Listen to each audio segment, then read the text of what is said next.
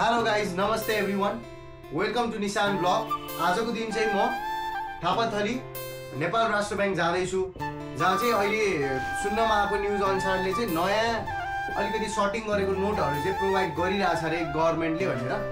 त्यही भएर चाहिँ अब यो दसैँ चाडबाडको बेलालाई चाहिँ मध्यनजर गर्दै चाहिँ म निस्किनु लाग्दैछु। अब पहिला त ब्याङ्कहरूमा पनि एउटा स्पेसिफिक काउन्टर खोलेर पर इन्डिभिजुअल 22,000 हो कि समथिङ 22,500 दिने गरिन्थ्यो भने अब अहिले सायद देशको सिचुएसनले नै गरेर होला, सायद अहिले चाहिँ त्यसरी प्रोभाइड गरेको छैन अरे। तर त्यहाँ जो चाहिँ प्रेजेन्ट हुन्छ नेपाल राष्ट्र ब्याङ्कमा जो जान्छ उनीहरूलाई चाहिँ त्यो चाहिँ दिने सिस्टम रहेछ। सो त्यही लिनको लागि चाहिँ म अहिले नेपाल राष्ट्र ब्याङ्क निस्किन लाग्दैछु। अब खाना पनि लगभग रेडी भइसक्यो, अब खम अनि त्यस पछाडि ब्याक टु वर्क। होइन त मम्मी, खाएर जाऊँ। के खाएर जाऊँ? खाना खाएर जाऊँ ल। सो अब चाहिँ हामी निस्किन लाग्दैछौँ।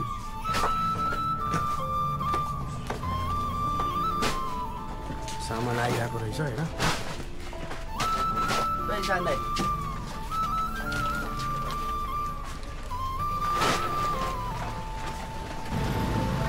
अब चाहिँ बाइक निकाल्न चाहिँ म जाँदैछु ग्यारेजतिर होइन।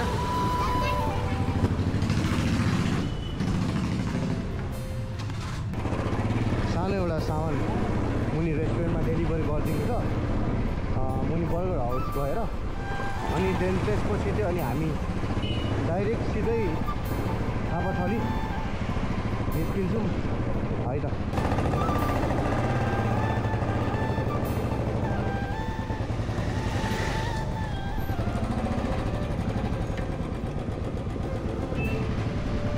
अलिअलि कामहरू अब यहाँ नोबेल ब्याङ्कमा सकौँ अनि त्यस पछाडि सायद यहाँ भिडै होला, किनभने अब चाडबाडको बेला छ है। अब एकछिन यसको यहाँ नोबेल ब्याङ्कको पार्किङ चाहिँ पछाडिपट्टि पनि र पछाडिपट्टि गरेर नै छिरौँ अनि बाइक एकछिन पार्क गरौँ।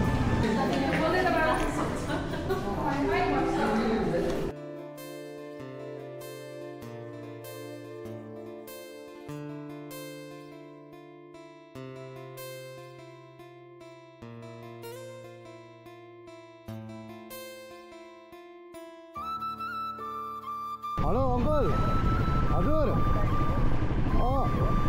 हजुर मलाई 150 अनि तपाईँको 10, 20, 5 गरेर 1 लाख जतिको चाहिने। हजुर हजुर हजुर कसलाई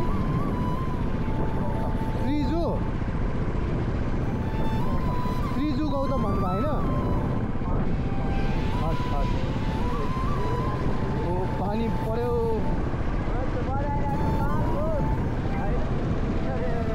पानीले चाहिँ नित्रुके पार्छ जस्तो छ। एकछिन कतै रोक्नु पर्छ जस्तो चाहिँ यतै।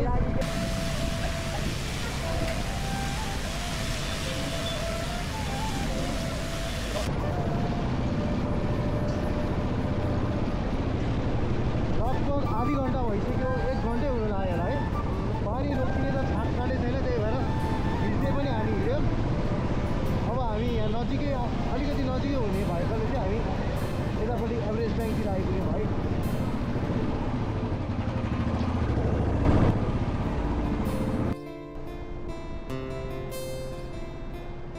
लगभग 2 नै बजिसक्यो, तर भर्खर गौशाला आइपुग्यो क्या।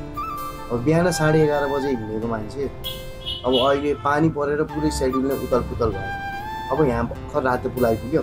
अब त्यो रातो पुल आइसकेपछि चाहिँ अब हामी यही बाटो हुँदै चारखाल जान्छौँ। 20को ओह्रालो भनौँ न, चारखालको ओह्रालो हुँदै अनि त्यसपछि म चाहिँ सिंहदरबारको बाटो पछ्याउँदै एकचोटि सिंहदरबारमा पनि आफ्टर जेएनजीको चाहिँ मुभमेन्ट पछाडि चाहिँ सिंहदरबारको स्थिति के भयो त भनेर हेर्दै अब त्यसको पनि केही कुराहरू चाहिँ पोर्सनहरूलाई चाहिँ भ्लगिङमा निकाल्दै म निस्किँदैछु ल।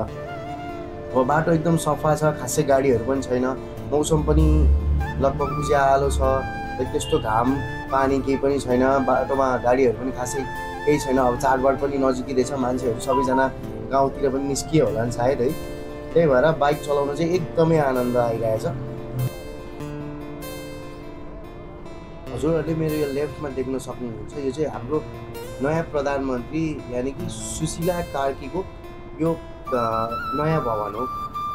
किनभने पहिलाको पुरानो भवन चाहिँ अब त्यो आगलागी भएर तस नस भयो, त्यसैले चाहिँ यो चाहिँ नयाँ भवन हो हाम्रो प्रधानमन्त्रीज्यूको।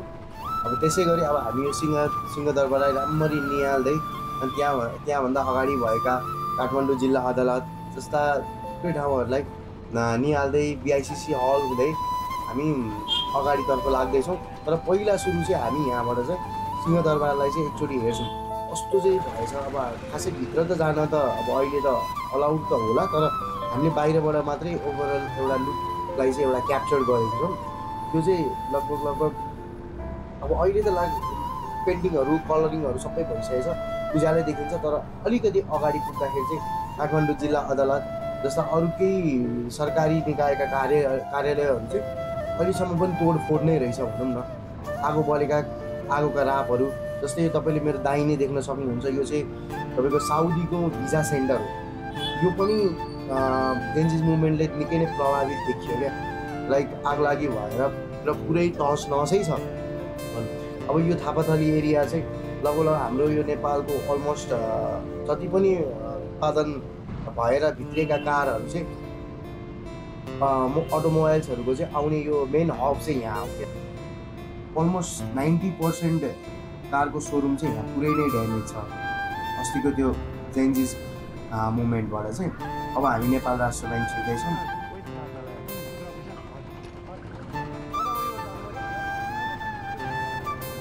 अलिकति अगाडि लागेर लेफ्टतिरबाट चाहिँ एकदम ठुलो मजाको पार्किङ रहेछ। ओ माई गड, यो बिल्डिङ चाहिँ नि कान्तिपुर टेलिभिजन जहाँबाट प्रसारण हुन्छ नि त्यसको चाहिँ बिल्डिङ हो यो। एकदमै पुरै आगलागीले चाहिँ एकदम तहस नहस नै छ यो अस्तिको जेन्जिस मुभमेन्टबाट चाहिँ।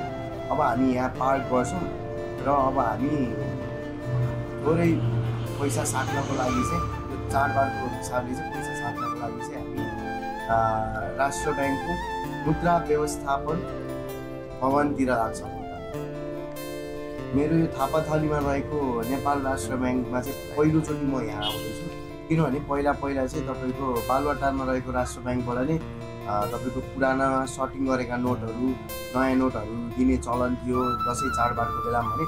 यो वर्षदेखि चाहिँ यता थापाथलीको मा रहेको चाहिँ नेपाल राष्ट्र ब्याङ्कमा चाहिँ दिने चलन रहेछ। त्यसैले चाहिँ अब हामी अलिकति अगाडिबाट लाग्दैछौँ। यो तपाईँले दाहिने देख्न सक्नुहुन्छ, राइट साइडमा मेरो राइट साइडमा भएको यो भवन चाहिँ मुद्रा व्यवस्थापन विभाग भनेर नाम दिएको रहेछ, जहाँ चाहिँ अब तपाईँको पुरानो नोटहरूलाई चाहिँ डिकम्पोज गरेर नयाँ नोटहरूलाई चाहिँ सर्टिङ आउट गरेर चल्न मिल्ने खालको नोटहरू चलाएर र त्यसलाई नचल्न मिल्नेहरूको खालको नोटलाई चाहिँ नयाँ नोटमा परिणत गरिँदो रहेछ। यहाँभित्र चाहिँ क्यामेरा अलाउड छैन, त्यसैले मैले यहाँबाट भित्र चाहिँ देखाउन सकिनँ।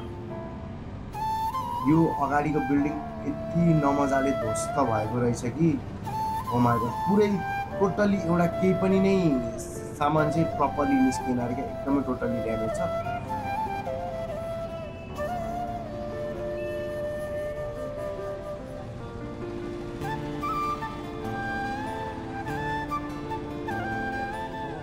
निस्किँदै के थियौँ यो राष्ट्र ब्याङ्कको पार्किङबाट पानी गर्जेला जस्तो भयो कि अब मसँग न रेनकोट न के हामी घरबाट निस्केको सानो एउटा काम लिएर निस्किएको। कामसाम सक्यो, अलिकति अगाडि गएर लेफ्ट साइडमा गएर आज यस्तो फसिरहेको हामी टुसामा त्यस्तै भइदिरहेको। रेस्टुरेन्ट कतै पनि छैन कि यता रेस्टुरेन्ट कतै पनि छैन दाइ। ऊ यहाँभित्र हिँड बरु कमसेकम खाजा त खाइन्छ। यहाँ बसेर अब यो पानी नै पुरेर बसेको के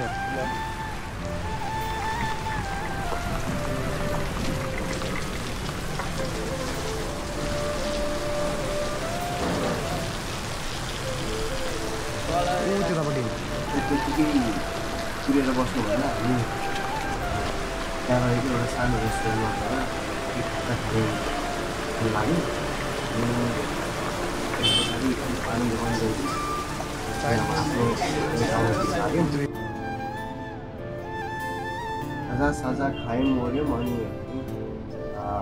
त्यो माइती घरमा रहेको मण्डलालाई एक राउन्ड घुमेर हामी फेरि यो जेबिएको सेन्ट जेबिएको बाटो हुँदै बानेश्वरतिर लाग्यौँ अनि देख्न सक्नुहुन्छ यो नयाँ पुल हो एकदम राम्रो तरिकाले राति मान्छे फोटो भिडियो खिच्नको लागि जाँदै गर्दाखेरि यस्तो देख्यो कि लाइक 3टा बाइक चाहिँ एकै ठाउँमा चाहिँ जुडेको छ क्या त्यो ह्यान्डल नै बाइकको पाङ्राभित्र छिरेको छ क्या अब 3तिरबाट एक्सिडेन्ट भएछ होप अब सायद एक्सिडेन्ट भएको मान्छेलाई केही नहोस् त्यसैले every one who is watching this vlog है एकदम आफ्नो सवारी साधन चाहिँ एकदम सुरक्षित तरिकाले चलाउनु होला अस्तिको त्यो आन्दोलन पश्चात म यो बाटो हिँडेको पनि थिइनँ र मैले संसद भवन निहाल्ने मौका पनि पाएको थिइनँ र आज यही बाटो हुँदै बानेश्वरको बाटो हुँदै संसद निहाल्दै निस्किँदैछु एकदम तहस नहस देखिन्छ पर्खाल भित्ताहरू सबै फोडेका फुटेका बाहेक केही छैन आगलागी भएर ध्वस्तै छ संसद भवन देख्न सक्नुहुन्छ एकदम बिजोग स्थितिमा रहेको छ अब भनौँ न लाइक देशको त्यो एउटा मुभमेन्टले गरेर त्यसै फेरियोस् हामी त्यही चाहन्छौँ र राम्रो होस्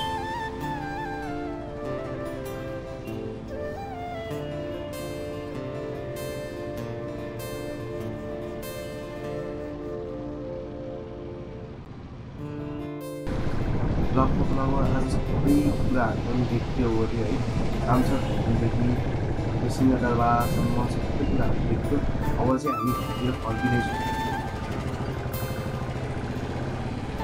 मेरो घर जाने बाटोमा पनि चाहिएको थियो कस्तो ट्राफिक भएको छैन तर 29 कार्यहरू हुँदैछ अब होपफुल्ली अब सबै कुराहरू राम्रो होस् त्यसले नयाँ बाटो लियोस् भन्ने आश गरौँ त्यत्रोजनाको जिन्दगी गएको एनिवे अब आजको दिन चाहिँ फुलफुल्लै भयो कामहरू लगभग सबै सकियो नोटहरू साकियो ओरे राष्ट्रपति गएर कति गरेका नोटहरू दियो ओरे सो सबैजना एकदम ह्याप्पी दसैँ राम्ररी मनाउनु